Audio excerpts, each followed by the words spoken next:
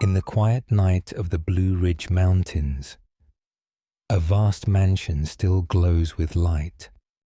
They call it the Biltmore Estate, the largest home in America, resting in Asheville, North Carolina. More than a century has passed, yet it still makes people look up and wonder what lies beneath those grey stones. Biltmore was built between 1889 and 1895 by George Washington Vanderbilt II, under the vision of architect Richard Morris Hunt. It was designed in the elegant French Renaissance style, a touch of European grandeur in a changing America. With more than 175,000 square feet, 250 rooms, 65 fireplaces, and 43 bathrooms, it stands as a monument to a golden age. But deep within those walls, beyond layers of stone and silence, there is a steel door that once guarded the soul of an entire world of art. Tonight, let us walk together beyond those old stones and listen as Biltmore whispers the memories that have slept for 100 years.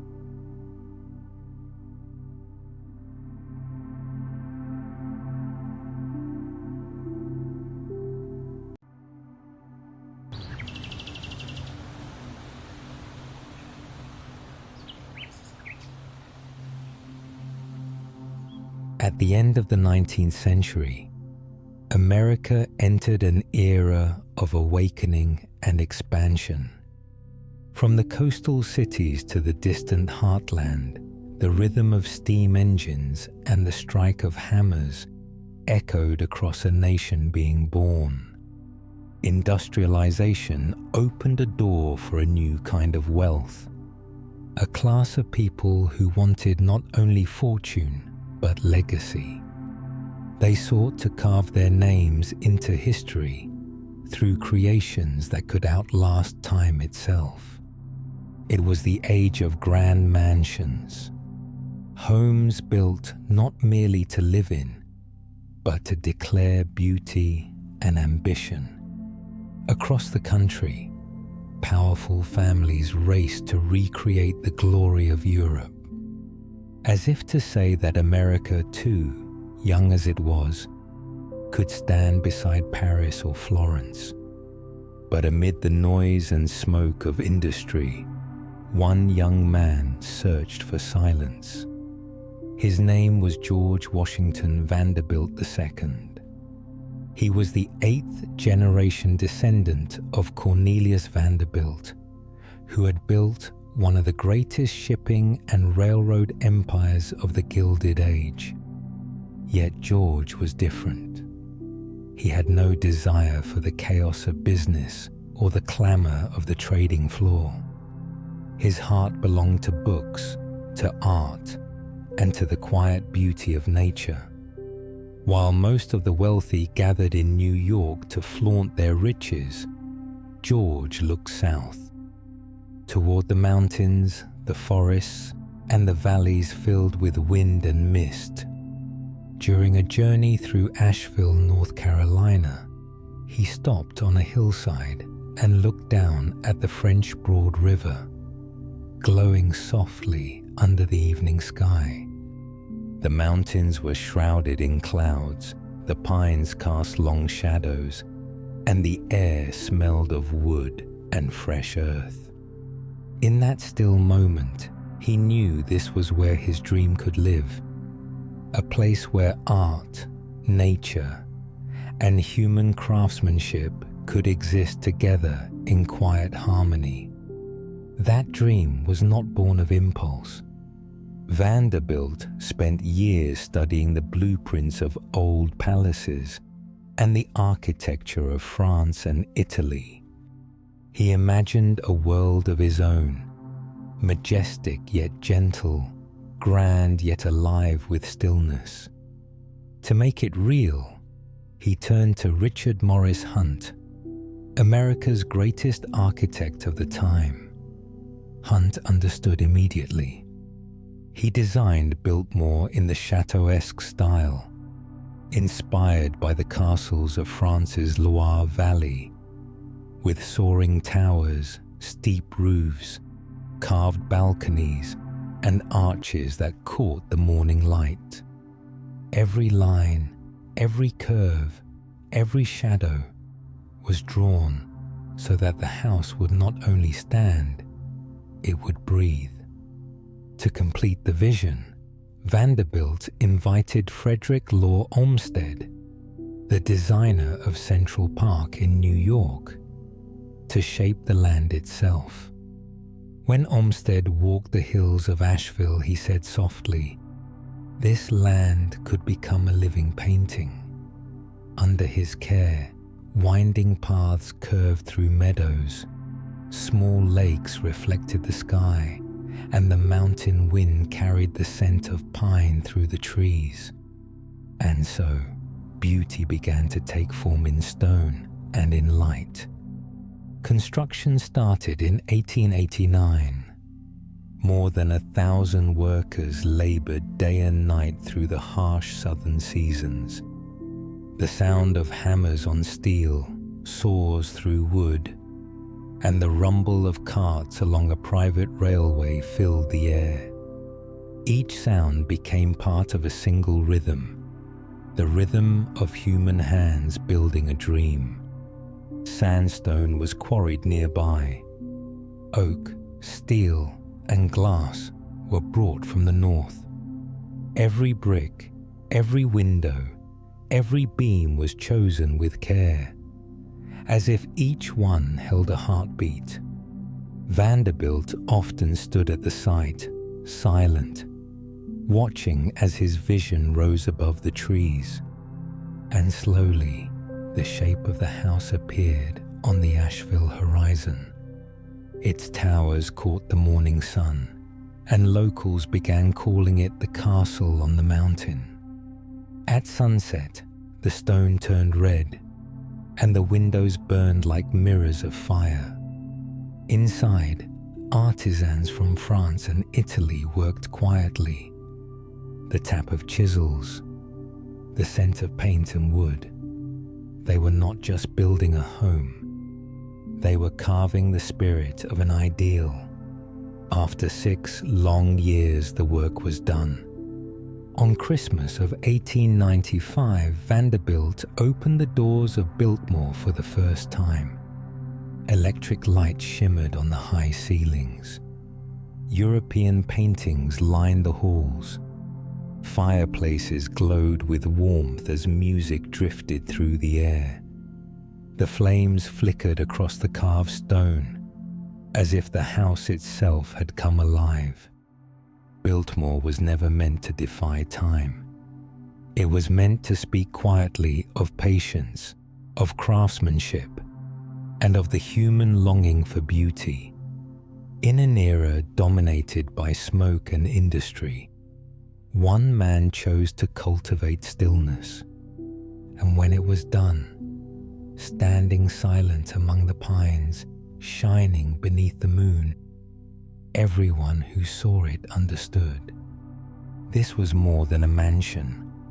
It was a whisper from another time, a place where art and engineering met in silence, and beauty was kept alive by the breath of those who dared to dream. Inside Biltmore, everything feels like a quiet symphony of order and stillness. The upper floors hold the life of the house. A vast drawing room stretches beneath high ceilings where sunlight pours through tall arched windows, spilling across polished stone floors that gleam like mirrors. To the east, the library opens like a temple of knowledge. More than 10,000 books line the dark wooden shelves, carrying the scent of resin and time. Each morning, sunlight falls gently across the pages that George Vanderbilt once read. as if continuing a conversation between him and the wisdom of the world. Further down the corridor lies the art gallery. European paintings glow beneath soft golden light, giving the room the feeling of a private museum. Portraits hang in silence, their calm eyes watching those who pass by, holding the stillness of another century. Beneath all that beauty, another world breathes quietly. No laughter, no music, only the deep, steady hum of machinery and steam. The engine room lies below the stone floors, where pipes and boilers work day and night to keep the house warm in winter and cool in summer. Hidden corridors connect every part of the mansion, where servants move silently, like shadows, ensuring that everything above remains perfect. The smell of metal, the hiss of steam, and the low sound of turning gears blend into the heartbeat of the house. Few people ever knew that, beneath the marble and light, a living system was always in motion. In its silence, Biltmore is a body that breathes, a place where steam, light, and human hands move in harmony. Then the hum fades. Time begins to echo softly against the old walls. In 1914, when George Vanderbilt passed away, Biltmore grew still, as if it had lost its heartbeat. His footsteps, once gentle along the corridors, became memories. His wife, Edith, and their daughter, Cornelia, stayed behind, trying to keep the house alive amid the emptiness. But time kept moving. War and hardship came, and the weight of keeping a home this vast became too heavy to bear. By 1930, during the Great Depression, the Vanderbilt family made a decision no one expected. They opened Biltmore to the public. It was not for profit, but for preservation. They wanted the estate to keep breathing, and they wanted the city of Asheville to have something beautiful to hold on to. Locals began walking through the great iron gates that once belonged only to nobility. Their footsteps crunched softly on the gravel as they looked up at the grand arches and vaulted ceilings. Inside, they saw not just wealth, but the effort to preserve a dream, proof that beauty can survive even in the darkest of times. The story of Biltmore did not end with the man who built it. The house continued to live through the warmth of unfamiliar footsteps, through the wind moving gently across its rooftops, through the walls that still remember every sound. It became part of the land's memory, both a symbol of pride and a reminder of what it cost to endure. The wind still travels through its long corridors, carrying the chill of time. From a dream built of stone and light, Biltmore stepped into history, and in the shadow of war, it became the guardian of a secret that no one could have imagined. The world was burning in the smoke of war. After Pearl Harbor, America entered an age of uncertainty. The sky over Washington, D.C. was no longer a symbol of safety, but a possible target for bombs. Government buildings, museums, and the National Archives were placed on high alert. It was not only human lives that were at risk, but the spirit and memory of an entire civilization. War not only destroys cities, it endangers the memory of humankind. Inside the quiet halls of the National Gallery of Art, Light fell softly across old paintings, fading over faces frozen in time. Masterpieces, once believed immortal, now stood on the edge of vanishing in a single night. Whispers began to rise about evacuation, about a silent journey that would carry art away from the capital to a place where war could not reach. In that moment of crisis, David E. Finley, the gallery's first director, made a decision. He knew his duty was not only to protect art, but also to preserve the nation's memory. With a small group of advisors, he searched across the eastern United States for a place strong enough to keep these treasures safe, away from fire, away from bombs, away from the damp. They considered bunkers, military bases, and underground vaults, but all of them lacked what Finley believed was most important. Art cannot live in fear, he said. It needs a place that breathes peace. Then one name appeared on their list: Biltmore House. Hidden deep in the Blue Ridge Mountains of North Carolina, more than 400 miles from Washington. It stood like a stone fortress, vast, isolated, and unshakable. Its thick walls and steady mountain air made it the perfect refuge. Finley remembered walking its halls years earlier, hearing the wind move through its corridors, the soft rustle of leaves against the windows. In his mind, it was the only place where beauty could survive without being locked in fear. The plan was kept entirely secret. No announcements, no photographs, no press. Only a few officials and members of the Biltmore staff were aware of what was about to happen. A single room inside the mansion, the music room, was chosen. It had no windows, thick stone walls, and sat at the center of the house where the temperature could be carefully controlled. Under Finley's orders, the room was reinforced with a heavy steel door, double locks, and its own security system. And then, on a cold winter night, the evacuation began. January 8, 1942. A small convoy of trucks left Washington under the cover of darkness. On board were 62 paintings and 17 sculptures, each packed in wooden crates lined with soft cloth and sealed with wax. Every piece was numbered, documented, and guarded by armed escorts. Among them were names that defined the history of art: Rembrandt, Raphael, Botticelli, and Gilbert Stuart. The trucks rolled quietly through sleeping towns, their engines low against the mist. No one along the road knew that those wooden crates carried part of the world's soul. When the convoy reached Biltmore, the iron gates opened.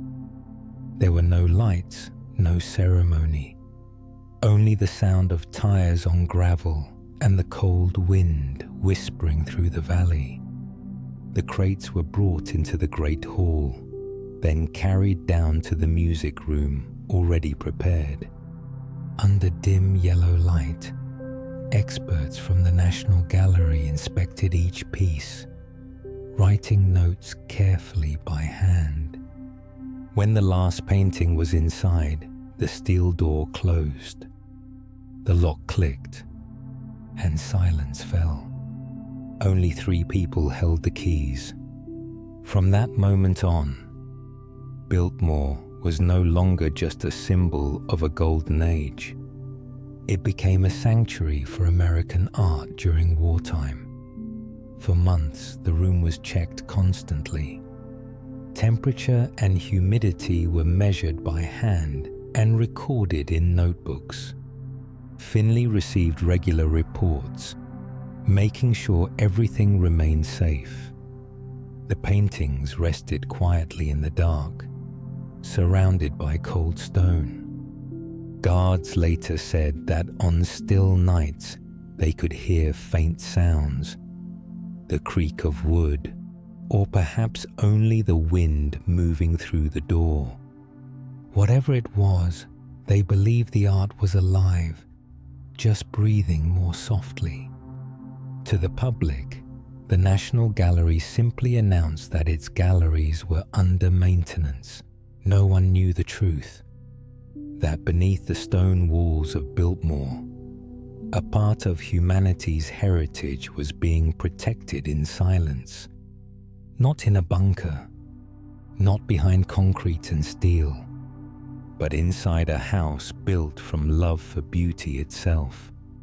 There, art was protected not only by stone and iron, but by the same faith that created Biltmore, the belief that even in times of war, beauty is still worth saving. Inside Biltmore, time seemed to stop. In the middle of war, there was a room where the world paused to listen to beauty breathe. After the masterpieces were placed inside the music room, the steel door closed. From that moment, the outside world no longer existed within those thick stone walls.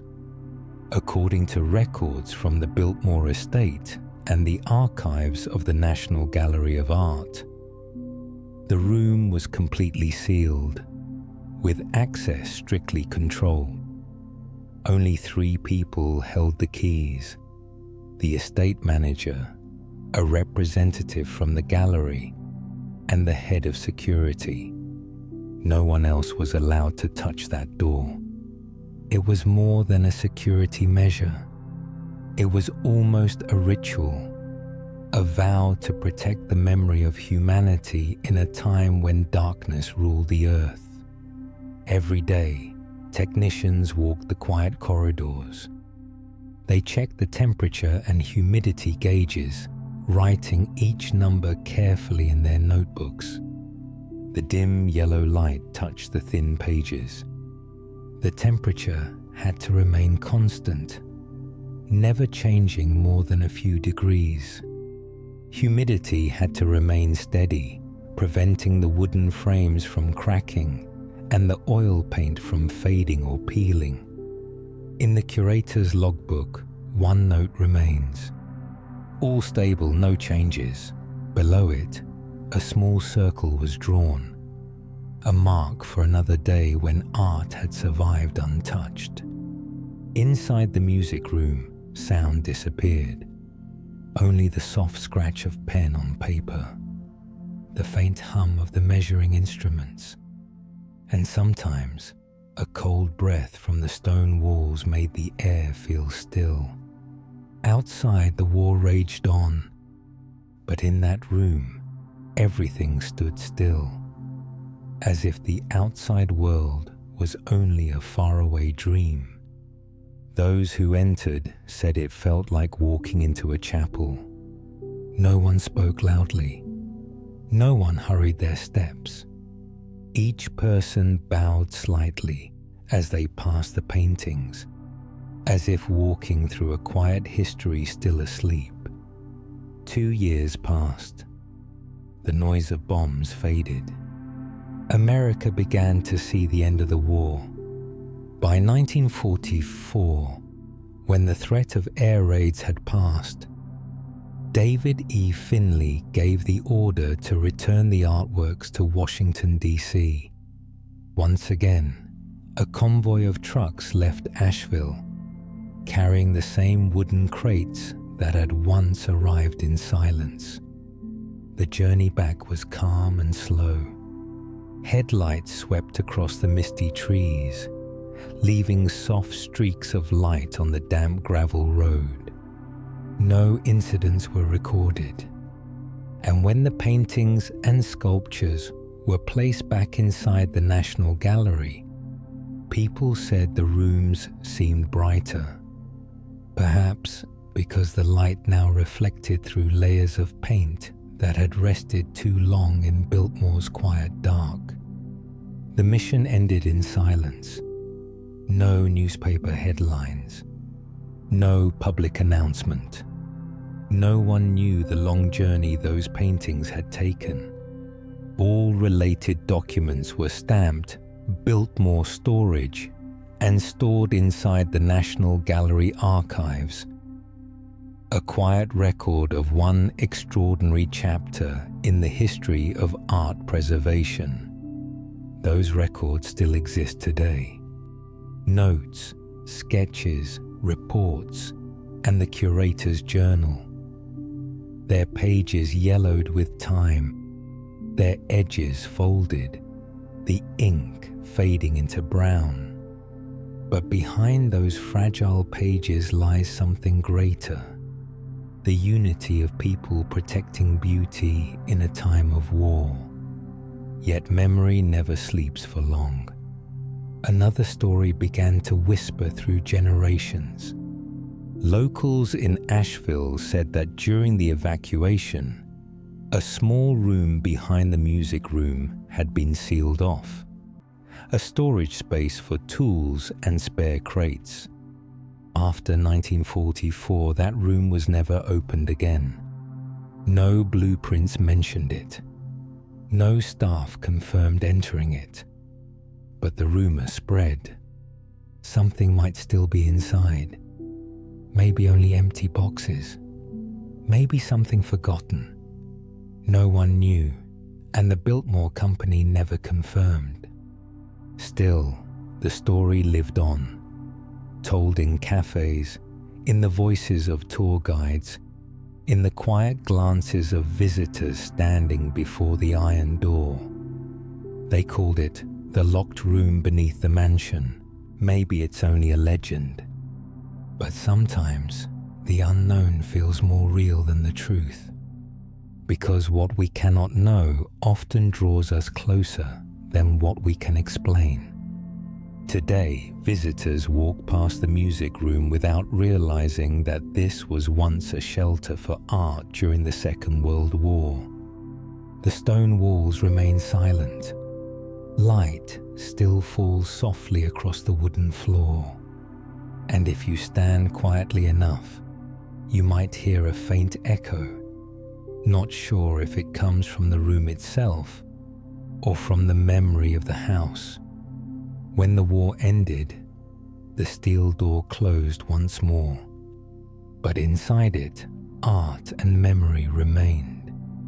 Still, silent, breathing slowly, like the heart of the house itself. And somewhere within the cold stone, beauty still breathes.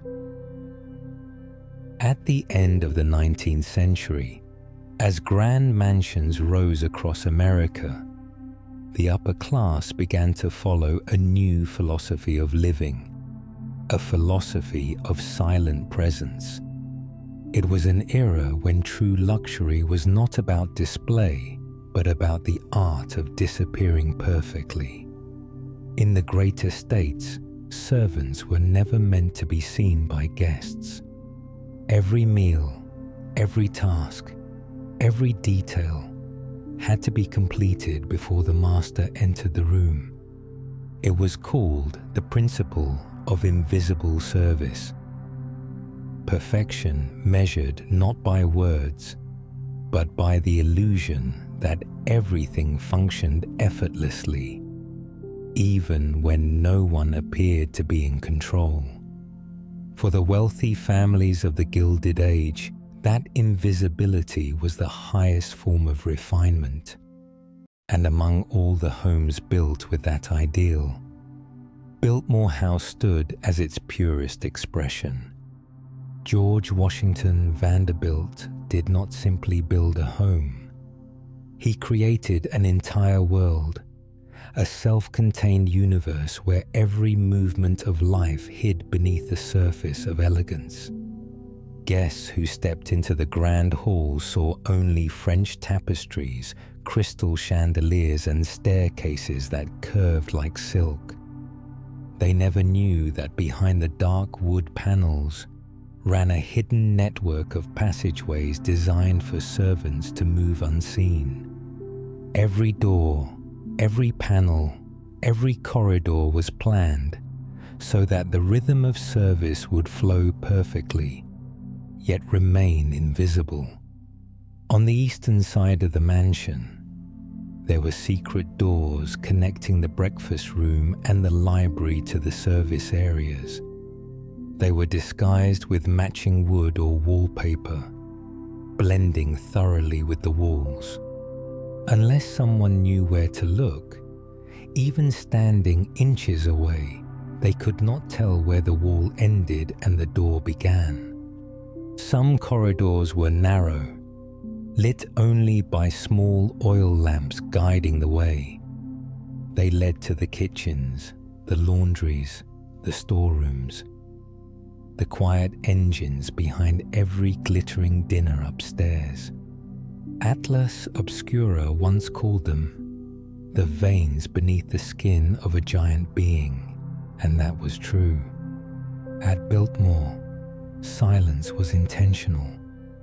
The footsteps of servants were never allowed to touch the laughter of guests.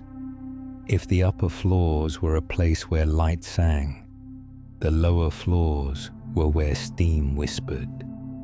The deeper you went, the air began to change. The smell of old wood mixed with oil and heat from the pipes. Under the stone foundations lay another world, a web of maintenance tunnels, machinery rooms, and long lines of metal stretching through the house. The light was dim and golden. Heat pulsed through the walls. Sometimes a soft hiss echoed as valves released their breath. Every sound moved in rhythm, the steady hum of the house's hidden heartbeat. Beneath the stone and wood, Biltmore was alive, not through voices, but through the quiet pulse of steam and steel. These tunnels were the spine of the mansion, carrying heat, air, and electricity through every room. In an age when most homes still burn coal by hand, this system was extraordinary, a miracle of precision built to sustain comfort that few ever noticed. Each morning, engineers walked the narrow halls, checking the gauges, wiping the pipes, and recording temperatures. They rarely spoke. Only the soft hum of machines filled the air. Above them, life went on in stillness, unaware that below, 1,000 gears turned to keep the house warm and bright. Some say there was once a long tunnel connecting the main house to the winery at Antler Hill Village. No official plans ever confirmed it, but visitors swore they heard wind echoing near the old machinery rooms, as if a passage still stretched unseen between stone and time.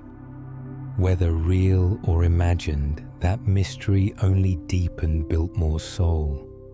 Its basement became a parallel world, a place where human hands and mechanical breath worked together to keep beauty alive.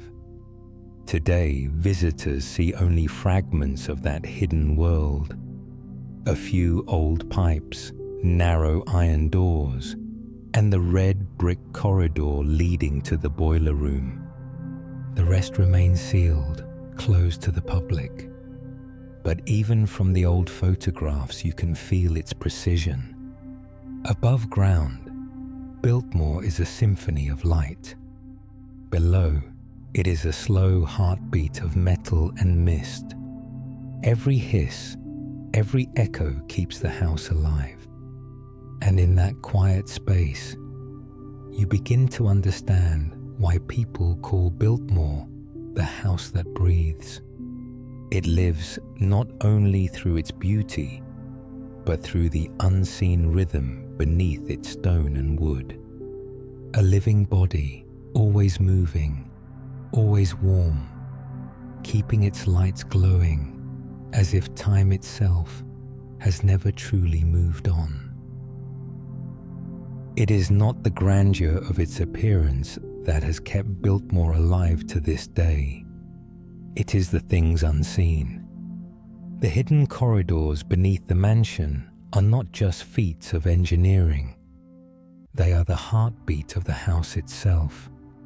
From the steel pipes buried deep within the walls to the narrow passageways under the stone floors, everything was built for one purpose: to keep the mansion running smoothly without ever revealing the hand that moves it. These hidden halls were where the staff passed quietly. They carried trays, tended to the furnaces, and kept the house's rhythm alive.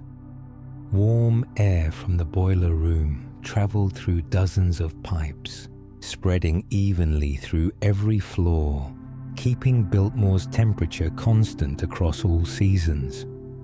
Inside the walls, secret vents balance humidity, protecting the wood, the paintings, and the delicate wallpaper from decay.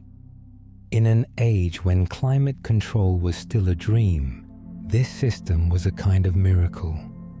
Every detail beneath the surface made perfection possible above the surface. A bell would ring in the dining room. Moments later, a hot meal appeared. No footsteps. No one has seen.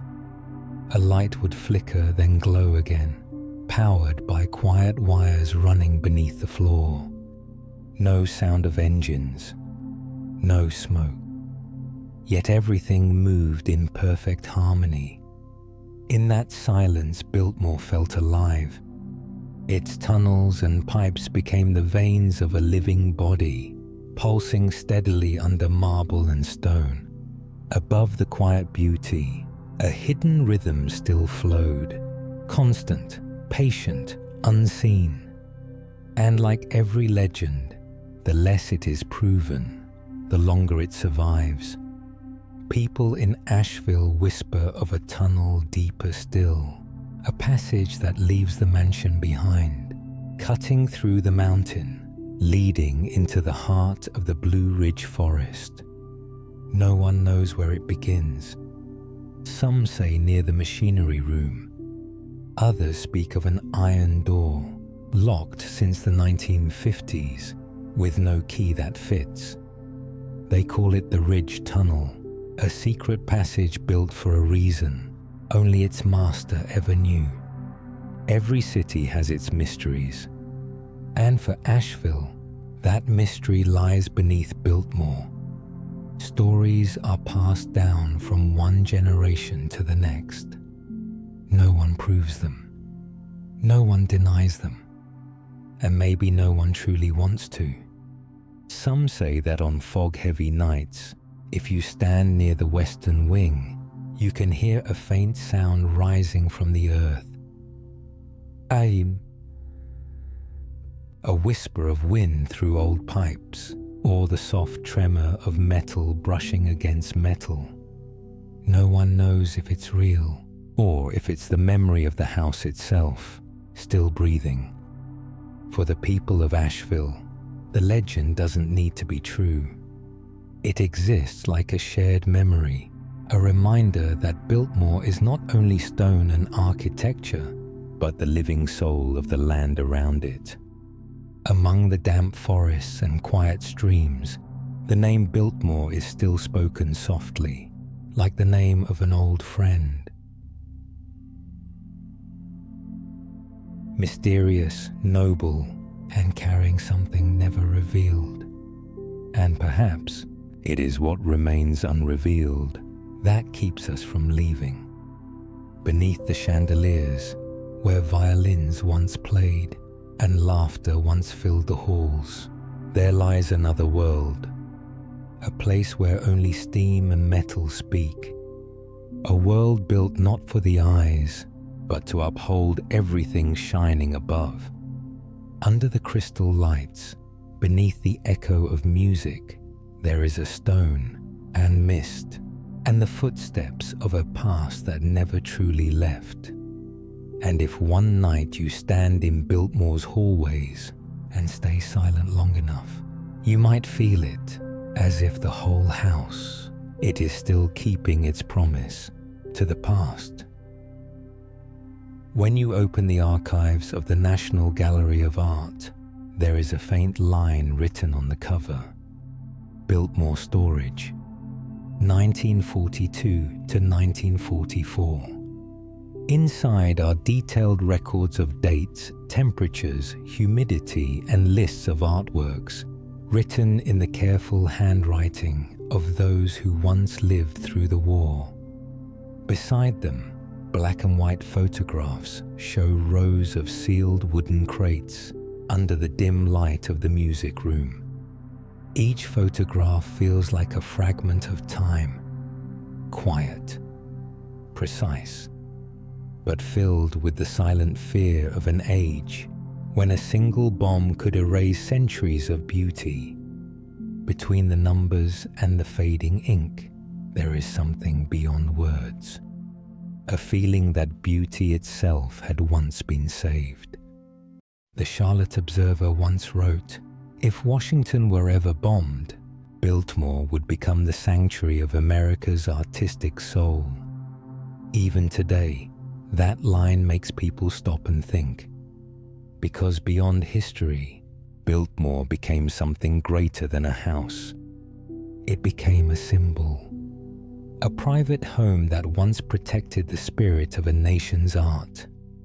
In the darkest hours of the 20th century, while the world trembled in fear, there were still hands that chose to preserve beauty instead of letting it fade away. If one quiet afternoon you walk through the grand hall of Biltmore, you might feel that truth. The doorways still stand, as if they were never fully opened. Every wall, every carpet, every window frame carries a thin layer of memory from the time when this was not only a home, but a refuge of faith. And in the way the mansion was built, you can see it clearly. Biltmore was created to protect what is most fragile in the quietest way possible. Upstairs, the hidden servant corridors speak of discreet service, a world where the art of remaining unseen measured perfection. Downstairs, the steel door of the music room holds another kind of memory, where art was sealed away to outlast both time and war. One protected the rhythm of the house. The other protected the soul of a nation. Together, they shared one truth. Silence can preserve what is most precious. One world opened for life, the other closed to protect time. Between them, Biltmore stood like a bridge, between the personal and the national, between beauty displayed and beauty protected. And perhaps at that meeting point, Vanderbilt left his most incredible legacy: the grace of order, and the belief that beauty must be protected even when no one can see it. When you walk down the long corridors, your footsteps echo softly across the wooden floor. It feels as though you are moving between two layers of memory, one belonging to a man, one belonging to a nation. Through the dust of time, they merge into one, and Biltmore becomes more than a home. It becomes a vessel of emotion for a country that once knew fear, but also knew how to love and to protect what it held dear. Every stone, every carved line, every faint echo beneath the vaulted ceiling tells the story of a time when silence became strength. Today, visitors walk past the music room, seeing only walls of stone and wood. But if they stand still long enough, they might feel something softer, a lingering warmth left behind by those who believed that art could be saved even as war drew near. In the cool air, the scent of time still lingers. It reminds us that history is not always told through noise, but through stillness. And in that stillness, Biltmore stands as a bridge between two worlds, between power and art, between people and memory. It reminds us that the most precious things in life are not always what we see, but what we choose to protect in the shadows. Perhaps the secret has already been revealed. The archives are open. The stories have been told. But if you stand in the cool air and quiet stone of Biltmore and let every sound fade away, you might still hear something. A whisper, a trace of memory calling back. And perhaps memory never disappears. It simply finds a new place to rest within the walls that once kept it safe. From the dream of George Vanderbilt, as he stood on the hillside overlooking the valley of the French Broad River, to the still door of the music room during the war years, and the hidden corridors beneath the stone floor, the journey of Biltmore is made of 3 layers of memory breathing in the same rhythm. The rhythm of time. Above is the dream, where beauty was built from light and aspiration. Beneath the ground is memory, where beauty was protected by steel and silence. And between those 2 layers is life, where people continue to pass through, to breathe together, to live together, and to tell the story again. Those 3 layers form not only the soul of Biltmore, but also a truth both eternal and straightforward. Beauty never disappears. It only changes form, change place, and waits for someone to listen. History does not stay still. It whispers to those who are willing to hear.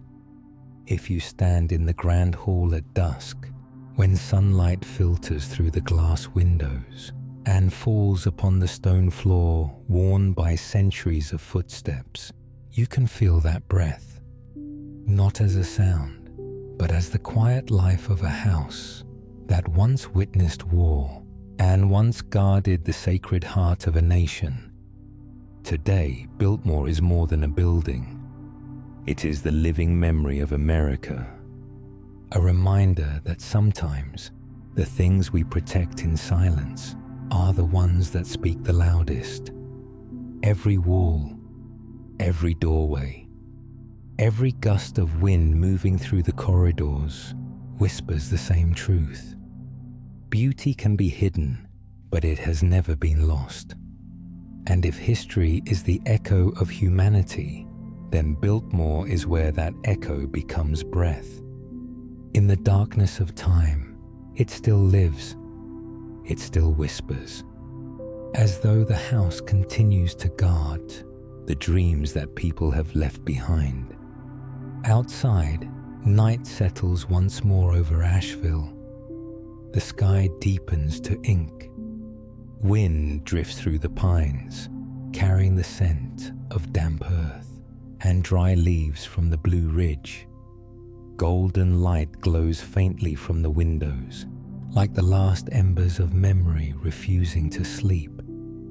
The sound of a piano fades through the old hall, merging with the wind, then dissolving into silence. And perhaps, if you stand still long enough, you will hear it. A faint sound, a quiet greeting from the house itself. To those who choose to listen, thank you for walking with me through the corridors of memory. Until we meet again, when night falls once more over Biltmore.